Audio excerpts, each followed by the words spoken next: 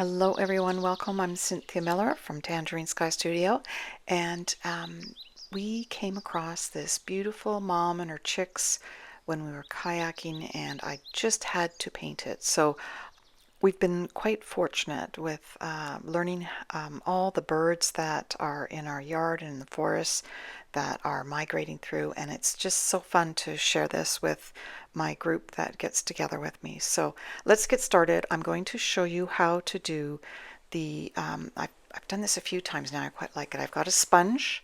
I've got more of a particle board back that I'm going to be wetting both sides of the paper. You can see I'm wetting down the back, and then I'm going to wet down the board.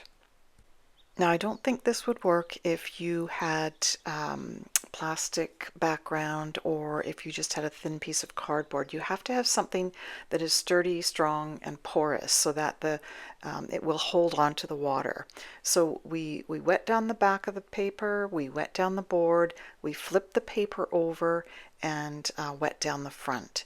And this way it gives us, I'll talk a little bit about it throughout, but it gives us a wonderful start to use the colors and the watercolors that are used the way they're supposed to so that they blend. And as you can see, I'm starting with the actual ocean water, and we did put up the colors there for you. So it's up to you what color you'd like to make the ocean, but it was sort of a greeny, there's shadows that are a little bit on the brownish tones, and basically if you don't want to do the wetting the paper, what you're going to do is just do as you usually do and tape it down onto your board. If it's plastic or otherwise, you can tape down your paper, and this will keep the paper from buckling because we do put quite a bit of water on it.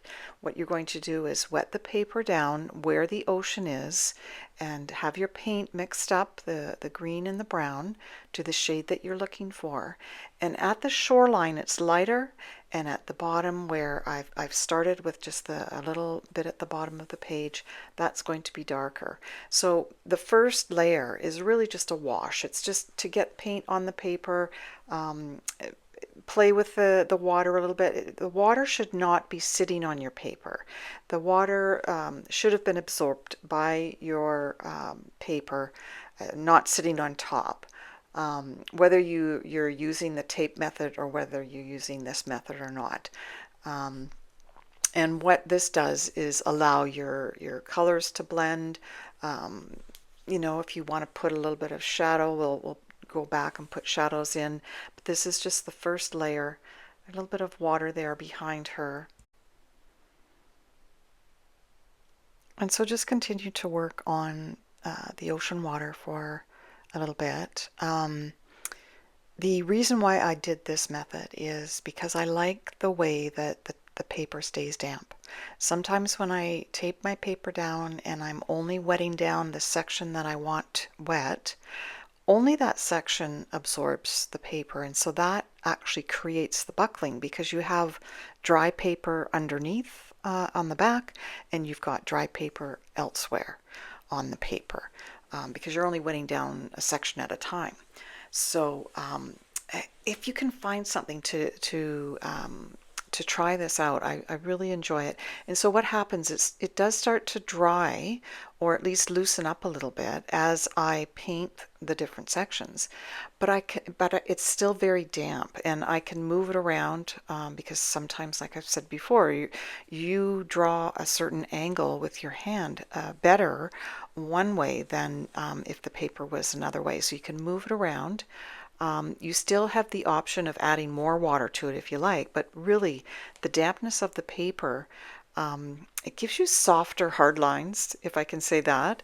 It allows you to just continue blending from the top to the bottom. So this ocean covers quite a bit of area. So I can go back, I'm putting in the shadow now, where the log would create a shadow, and it's blending. It's not hard lines, right?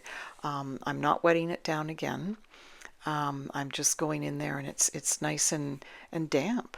And now I'm doing the shoreline with the sepia color, and again just putting on a wash. It just takes the paint so well when it is dampish like this. So I'll just move through that. I've just filled in the other side of the shoreline. And what I'm doing now is just touching that same sepia color into the green ocean shoreline. This is where you can see the ocean edge meet with the shoreline. As it gets closer to the viewer, then it does get darker. But again, the dampish paper allows those two edges to merge. So this is a really good method for landscapes. If we were doing, I think we did flowers a few weeks ago. I can't remember them, gladioli. We didn't have, a background like this that we wanted to have the paper wet. So it's really good for landscapes, not so much if you're doing botanicals. So I've just gone back in with another little bit of covering, and you know what a shoreline looks like. It's either little pebbles or little shells or sticks and that sort of thing. So I just kept to one color here, the sepia. And what this does really is simplify the background. It's like it just sort of blends off into the background by using one color for the horizontal lines here, as well as the dry brushing. So the top panel of the picture is going to be dry brush. So remember, we don't want too much paint on our brush. I dab it in a little bit of tissue to give it, there's still paint on it, but just very little. And I use the side of my brush. And all I want to do is put up and down strokes with the side of my brush, and you'll be surprised how well they look like trees. Just try to keep them straight, and so this just gives an atmosphere to the background. So it could be a shoreline, it could be marsh. You can even put little bits of stone there or whatever you want in the background. But I thought it was best to keep the background more simple with this composition. So I'm using the same sepia color for the log. The edge is a little bit scalloped, and I like the idea of using the same color as the background because it sort of unifies everything, number one. But here I'm just putting in long brush strokes to sort of give the idea that we have to make it look like a log. So how do we do that? There's long strokes, there's strokes that are circular, there's very dark just dots on it. So again, it's going to be kind of a playful thing to be able to add the shadows and lights and darks to the log. So what I focused on was the area below the adult, and then I left the area that the chicks are sitting on until I had the chicks done. We'll probably make that a little bit darker where everything touches there, so the bottoms of the like underneath their bodies and underneath her feet, underneath her body. But this is really just to get the main part of the log done. So just start with the long strokes that are horizontal to the log. So it is stationary in shallow water. It's longer than what the picture is wide, and it goes under the water and is stuck in the shallow water. So it's stationary. So I came across this on the kayak, and I sort of came around and just slowed right down. I held on to the diving dock and slowly got out my camera, and then I backed out of where I was so that I didn't alarm her, because she could tell I was there, and you don't want to scare them. And then we saw them later as well swimming around. So yeah, it's kind of neat. It's not really a bird sanctuary, but there's lots of birds along the water here. There's a creek that comes into the ocean. It's pretty awesome. So I'm just showing you the up and down strokes here. It seemed to have these curves, lines that are a little darker at the bottom, and then they just have this slight curve to them, and that really helps it look like it's round as well. I'm just going back into the shoreline, adding a few more little bits of darker sepia. just trying to create some texture, but still keeping it light. And I came in and did the same with a little bit more dry brush, just giving it a little bit more dark, give it some dimension. And I love that my paper is still dampish, yet I'm able to do dry brush. And I really enjoy this. Now I can feel the paper getting a little bit dry as we go, and soon it will be moving around a little bit, so I'll have to hold it down while I paint. And so now I'm just going to go in, I'm testing to see how wet my paper is, back of the hand or the back of the finger. And it's not too bad. I'm just going to put a tiny little bit of light gray in there and see, make sure that it doesn't run. And it seems to be okay. So I'm going to map out the tops of the little chicks' heads. And they have interesting colors. Mostly they seem to me, when they were on the log, they had like fuzzy gray heads, a little bit of black markings, and white as well, almost looking like you might find a zebra or zebra, however you pronounce it. Just black and white stripes with the gray. So I did put the head in first and leave the white, and then put gray on the backs, and then go back and just touch up the white a little tiny bit with the gray. So after the heads were the way that I wanted them, I put the eyes in, and I think there's only eyes in maybe 3 or 4 of them. So there you can see my paper is loose now. It's no longer flat, and it is drying evenly, and that's why it stays flat. Quite like this method. Can't talk enough about it.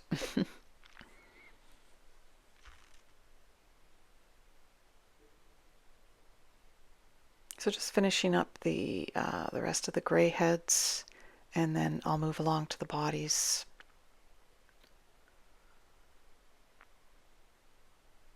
And like, you don't need a whole lot of detail. I think once you put those eyes in there, you really can see them. Just very, very simple. Keep it simple.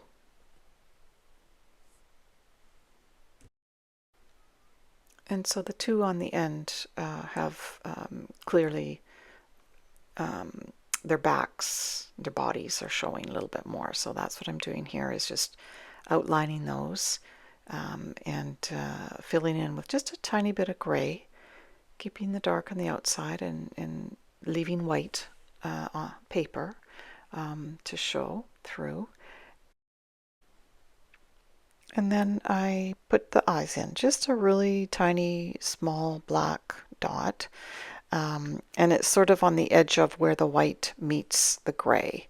And I'll go back in there and darken those gray heads up just a tiny bit. But I think putting in the eyes really helps to sort of figure out where everything gets shadowed, and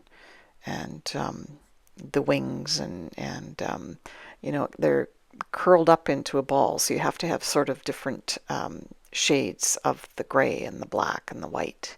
And so just darken up your gray, or use your black if you like, and start putting in just a few more features there. So a few dark strokes on their wings, and I also darkened the backs of their heads. I assumed that that would be where it's a little bit darker. It's tucked under, sort of, and the rest of the head is gray.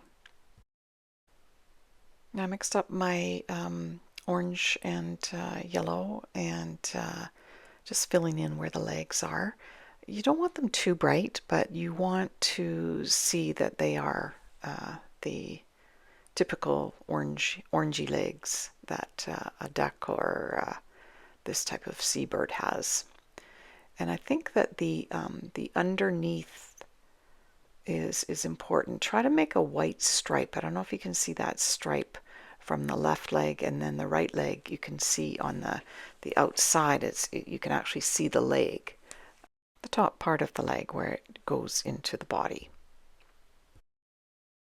So now we'll use that same gray, Payne's gray, and um, I mapped out the body, and from the template it's a little bit bigger. I found that the neck was a little bit thick for the size of the body, so I did make the body a touch bigger. And I want white to show through because there's lots of sunlight and you want a little bit of light. I think I went back maybe 3 or 4 times with more darker grays and just made sure that, that leg was showing, made sure that the wing was showing, and I like the way that the white stripe kind of comes underneath the belly. So just take your time, work on it. There's, you know, we want it to have that round curvature look, and you can make it as dark as you like. But like I said, with the sun shining, there was a lot of light.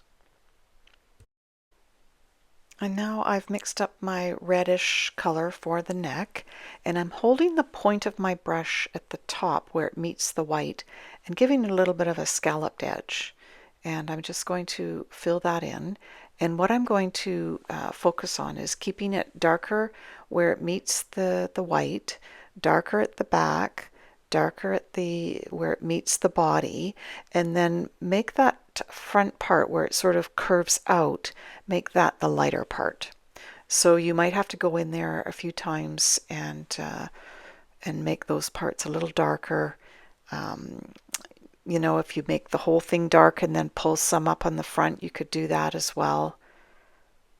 But you don't need it to be too bright, too dark, or standing out too much. You want it to blend with the tones of the gray that you have.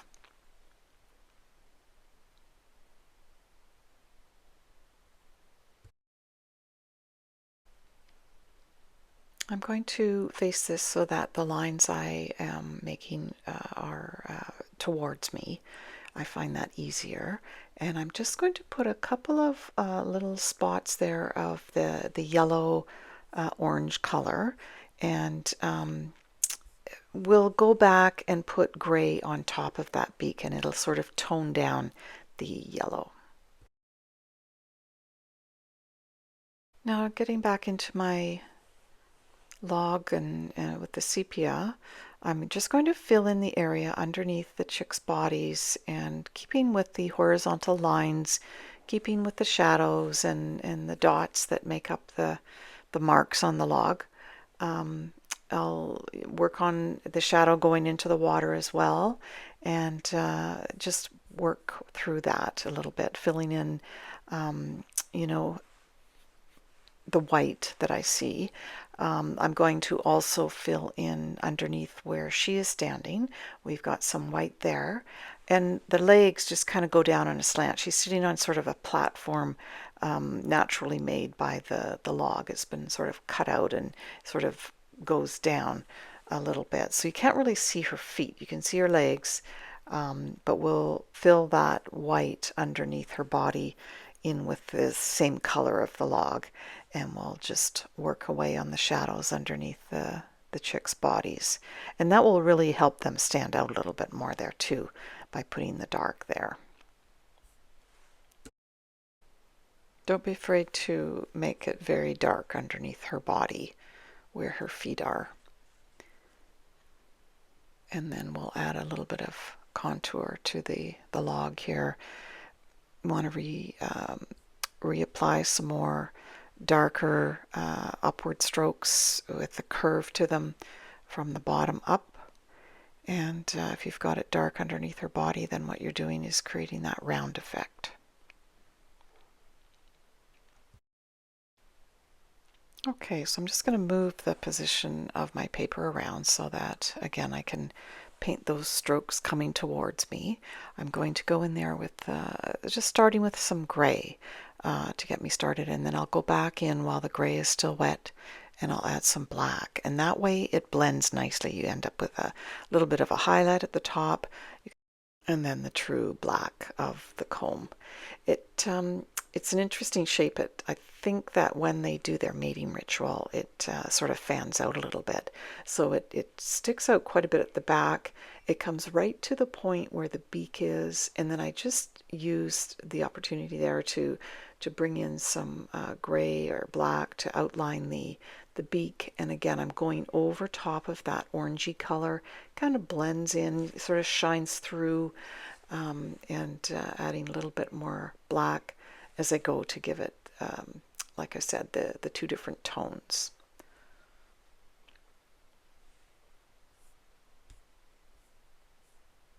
Definitely black at the back.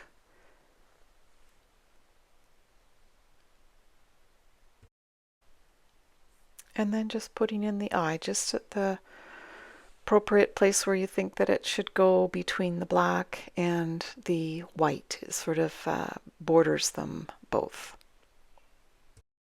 And now I'm going into the bottom of the head where the red meets the white, and I'm just going to put a tiny little bit of gray in there.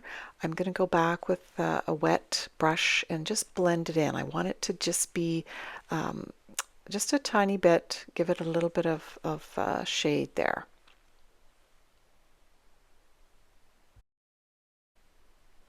Now I decided I wanted a little bit more dimension in the ocean water, and so when you think about what is close to you, they're going to be bigger sort of markings, and then further away they'll be thin, and so I've illustrated that there with the two different sizes.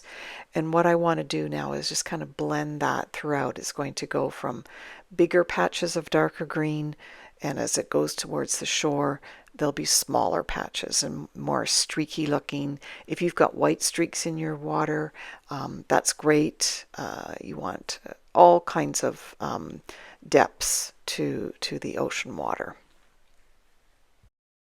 And I decided I wanted to make the ocean water darker around the chicks and the log. And so I just filled in a little bit of the lighter green with the darker shade of green. And still keeping those streaks in there, but immediately beside the log and beside the chick's head, it's going to be darker.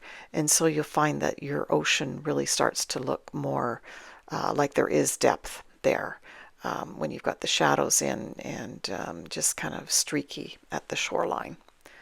Just lots of white, lots of light, but also be sure that you have one side of the neck similar to the other side. You want it to look like it's flowing behind her there.